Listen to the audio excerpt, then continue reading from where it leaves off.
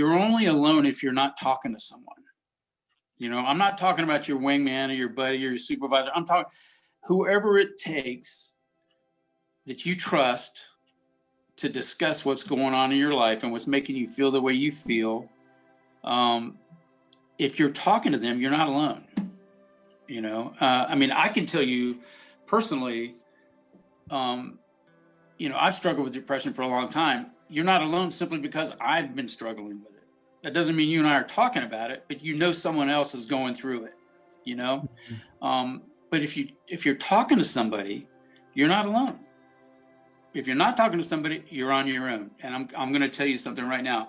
It's a hard thing to beat. As a matter of fact, you can't beat it. You just have to kind of learn to deal with it. But the only way to do that is talking to someone, and there's medication too, but that only goes so far.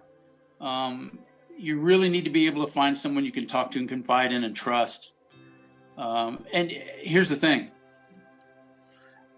Most people who want to talk about things like that don't want to hear what you have to say about it. They just want you to listen to them. You understand? So when people come to you and say, hey, Sergeant White, this thing's kicking my butt. I don't know what to do, blah, blah, blah.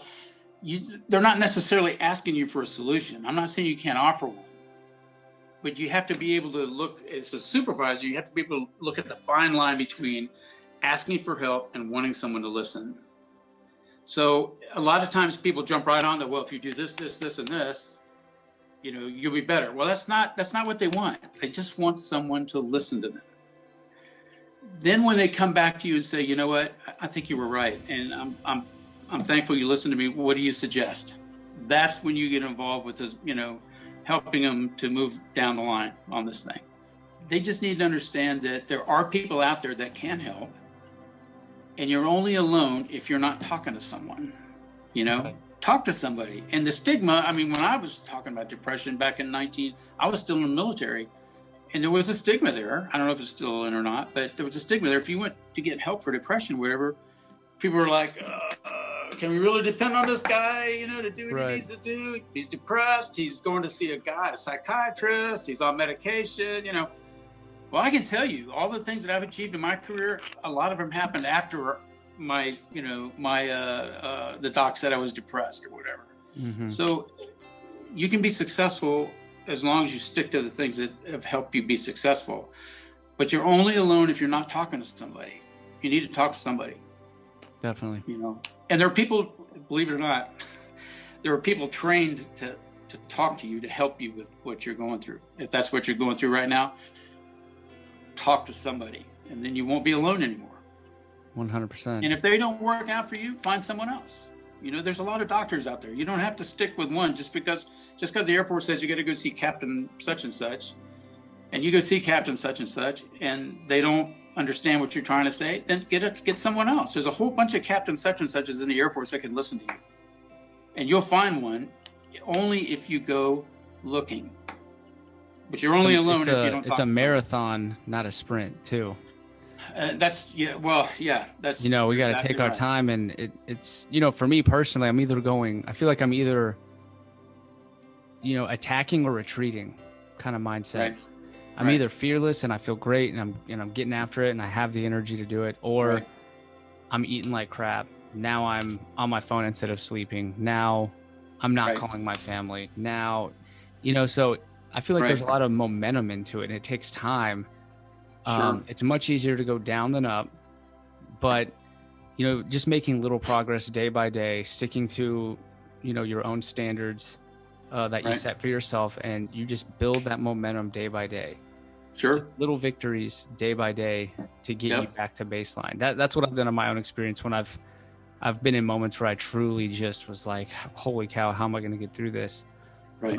It started with just something simple, making my bed, brushing my teeth, shaving. Okay, great. Sure.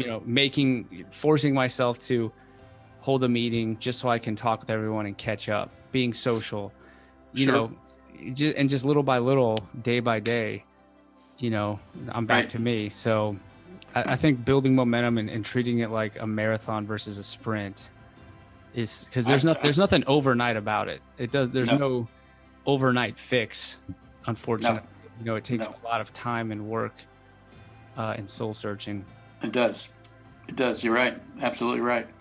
So, I mean, anybody out there listening to this, you know, listen to what Josh just said and what I've been talking about. And, you know, like I said, I've been there. Let me tell you a little thing about medicine too. When I was first diagnosed, they put me on some medicine, and the psychiatrist asked me a couple weeks after I started taking it, so what's the difference? And I told him, and it was true. I mean, you know, I have no reason to lie to this guy. I mean, I wanted him to help me. And I told him, I said, you know what? Taking this medicine makes me feel like I'm not walking uphill anymore. I'm on level ground now. And that means a lot. You don't know how hard it is to walk uphill sometimes until you've been doing it for a long time. When you get back on level ground, you wonder, how in God's name did I walk uphill for so long, you know, when I didn't have to. So talk to somebody, you know, and don't be afraid of taking medicine. Don't be afraid of the stigma. I'm not saying there aren't supervisors in the Air Force that still prescribe the stigma, whatever. But this is about you. So you need to take care of yourself. And that comes first.